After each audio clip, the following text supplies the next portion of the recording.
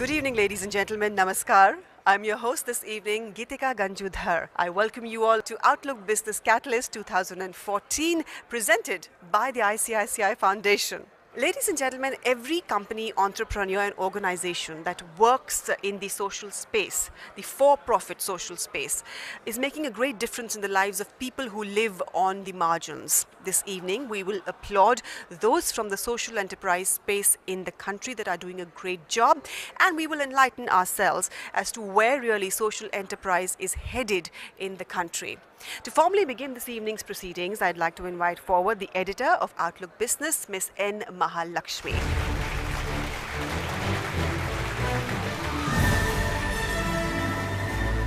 Four years ago, we did some rethink on content. If we had to survive, if we had to thrive and engage readers, we have to do something different in the sense that we will focus on fewer things which are more into the future, identify early trends of emerging businesses. Therefore, we shifted a lot of our focus into the enterprise space. And in the last 6 years, we've done almost about 180 social entrepreneurs, and a majority of them, at least half of them, are here from different parts of India. And I'm really glad that we've been able to put together this event where we are able to do some difference to the kind of work that they make, and we are able to show our appreciation for their good work. Our first keynote address is ready and lined up. We have with us, and it's such a pleasure to have him here, Mr. Ajay Perumal, Chairman, Perumal Group. He will now step forward and share with you insights as to how social entrepreneurship can really change India.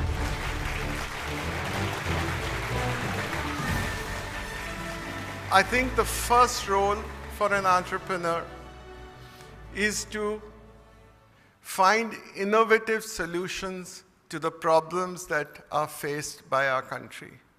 The scale of problems that we have, the number of people you're dealing with, and each issue has never been tackled anywhere in the world. If you have to solve the problems of India, technology today has to play a part. The third thing which I feel is very important is scale. Can we set up the whole organization in a way that it can be scaled over time? Because if you don't scale it up, frankly, it's not going to make much of a difference. So to run a social enterprise is a big challenge. It's probably more difficult than running a business. So why run a social enterprise? I think one thing that a social enterprise does, which I don't think any business does, the change that you can effect in the lives of people whom you don't even know, I think that the satisfaction you get probably is, to me, the biggest reward for any social entrepreneur. Thank you very much, Mr. Ajay Perumal. We know what a busy man you are, so we must thank you again for your presence and your participation this evening. All right then, time to invite forward our next keynote speaker, Mr. D. Shivakumar, Chairman and CEO, PepsiCo India. He is now going to step forward and talk to you all about thinking beyond mandatory CSR. My first submission to you, when you talk of beyond CSR, somehow we use the word give back. I'd rather prefer a word called contribute. Give back means you've taken something and you're obligated to give it back. Contribution means it's my free will and I'm wanting to do this because I believe that this will really help, as opposed to give back. You go back 100 years, 200 years. The king really took care of his subjects and took care of the economic welfare of the state. So the interests of the state and the interests of the patron were very uniformly tied. That's what all founders did. Every single founder, you look at all the big companies which were founded, you'll notice that they invested in society, one for their benefit, obviously, a long-term benefit, but more important for society's benefit. That founder mentality is what propelled many an entrepreneur to say, I'm here not just to make some money, but to contribute to a larger cause of society. And I think that founder's mentality is very critical when you talk of beyond CSR. So my submission is, if we want to think beyond CSR, we want to think contribution, we really need to start thinking of an ecosystem as opposed to one company doing it. There are many companies which can benefit from a combined investment into a particular area.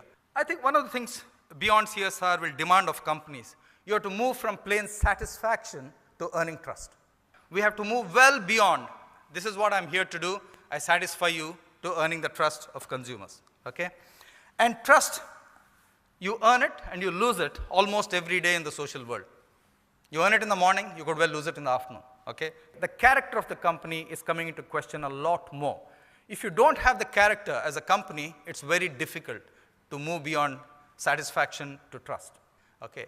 So in essence, going beyond CSR in my book means truly earning the trust of society, okay? And that basically you're good at something which is the competence part. And I would seriously submit, if you want to go beyond CSR, each company, each leader, and each institution like the media or the government or the NGOs, institution building, each and every one of them needs to display character, okay? So CSR is the first start. India being the first country is a great example, fantastic, but beyond CSR will call all of us to earn our trust and build on it almost every day.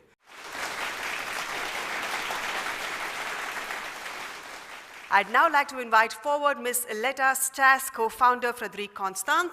She's now going to step forward and share with you Frederique Constant's social initiatives.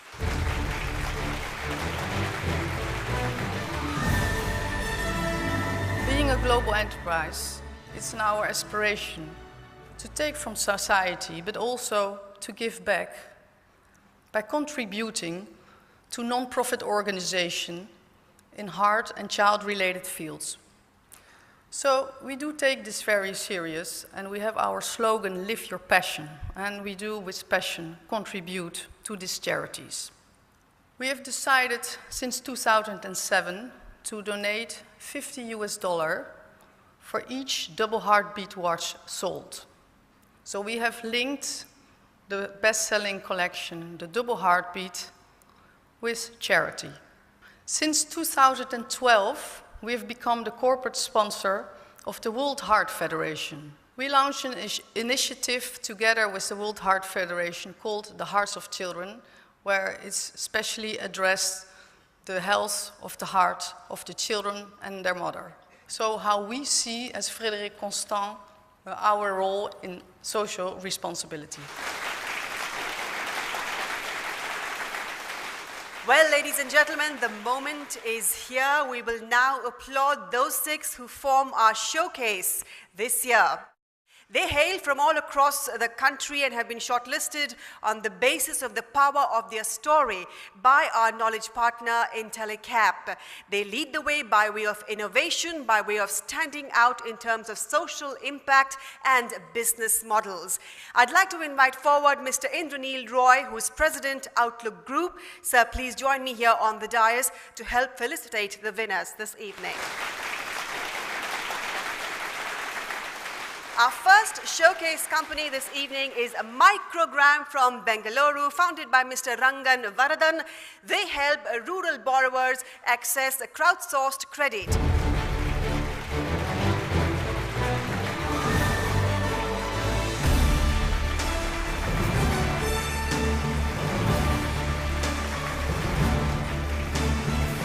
Ladies and gentlemen, our second showcase company is Banka Biolu, founded by Mrs. Namita Banka. They install toilets that use very little water, which is breakthrough technology. There she comes, Mrs. Namita Banka.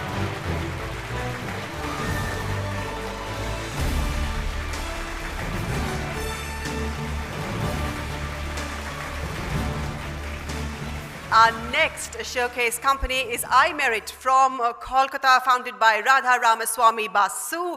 Their endeavor is to take the IT revolution to rural areas in India.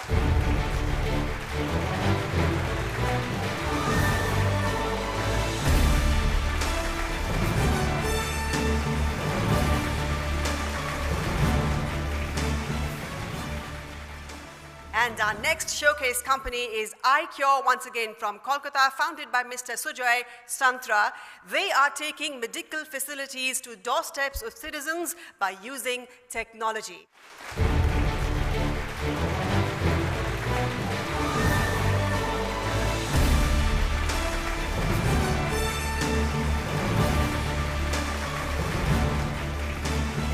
Our next showcase company is Spatial Ideas from Emcee, Mumbai, founded by Mr. Vishal Agarwal.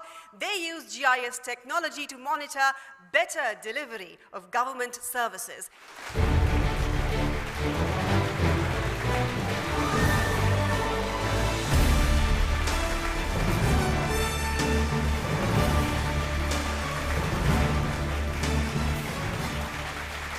And the last showcase company this evening is Janta Meals from Gurgaon, founded by Mr. Jesse. They provide healthy and affordable meals to migrant workers in the area.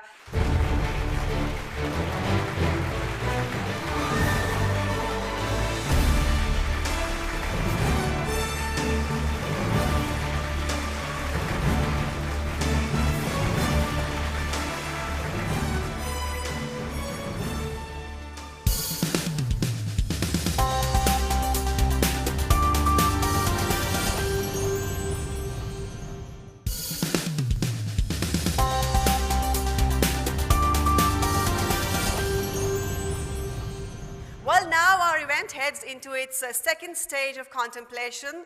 A panel discussion is in order. Priya Naik from Samhita will moderate this panel discussion. I invite forward the esteemed panelists. Ronnie, should we start with you? You wear multiple hats. You are an extremely successful entrepreneur. You run a foundation that's done a huge amount of good. And you've looked at multiple issues, even through the foundation. You're an investor in social enterprises. As you see these three very different entities, where do you see the role for collaboration?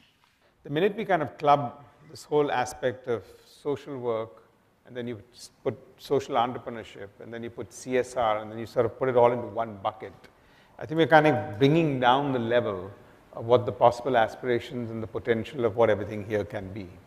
And I think since our discussion today is much more about social entrepreneurship, I think it's quite important to understand that if you're looking at that, the reason why you're being an entrepreneur and you're creating an impact should not be of a less commercial nature than if you're just being an entrepreneur for profit. Because I don't think there is more than two definitions. There's either not for profit or there is for profit. But it can't be for less profit. And I think that's the kind of zone that's sort of evolved in this social entrepreneurship level, which I'm finding difficult to reconcile with a lot of people. IntelliCap has consistently helped build the capacity of these organizations to really deliver successful, robust business models.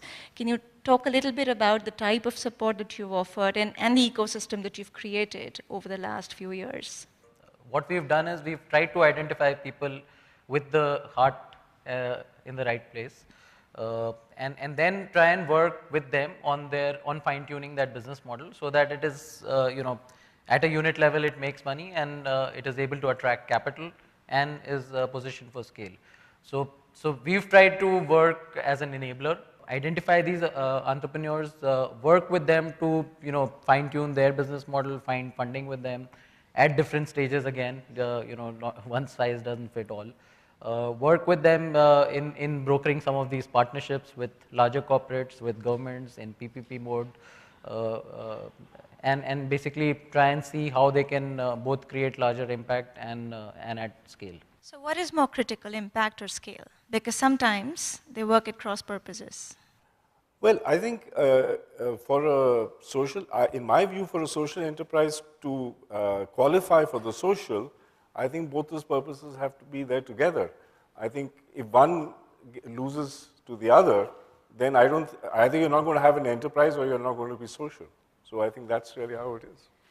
If you think about the fundamental question you're asking, which is that how do you sort of take an organization that has got quite comfortable with its subscale and I'm making an impact and say, look, you have the potential to to change that, and along with that also look at capital. I think I found that in most of the examples that we have seen, once you prove a model, most entrepreneurs at some level or the other, if they're, and if they are genuine entrepreneurs, are actually eventually looking to see how can I make more impact. And that they do realize that comes from scale, that comes from capital, that comes from attracting capital. There is no simple answer to this, but it is eventually about getting these two things right. Time is up. Thank you very much for being here. Mahalakshmi and team, thank you very much for having us here. Well, now it is a point on agenda to invite forward the Executive Director, ICICI Bank, and President, the ICICI Foundation for Inclusive Growth, Mr. K. Ram Kumar.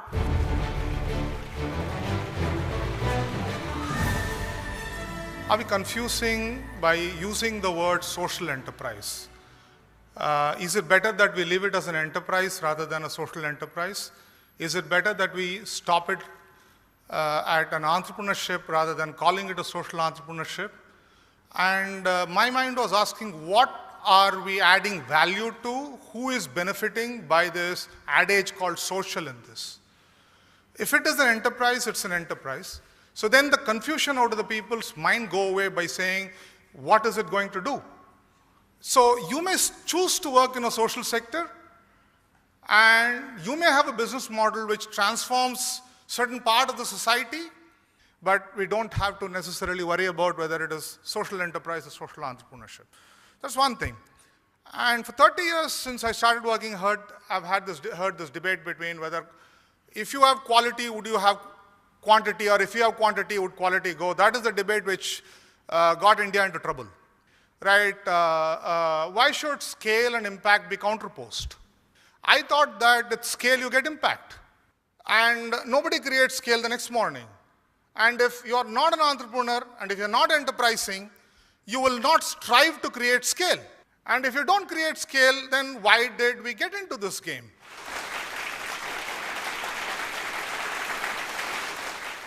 Saying thank you is a good thing. That's our outlook. Well, yes, you've guessed it right. It's time for the vote of thanks. I'd like to invite forward Mr. Pankaj Jaiswal, Vice President, Outlook Business, to render the formal vote of thanks, please.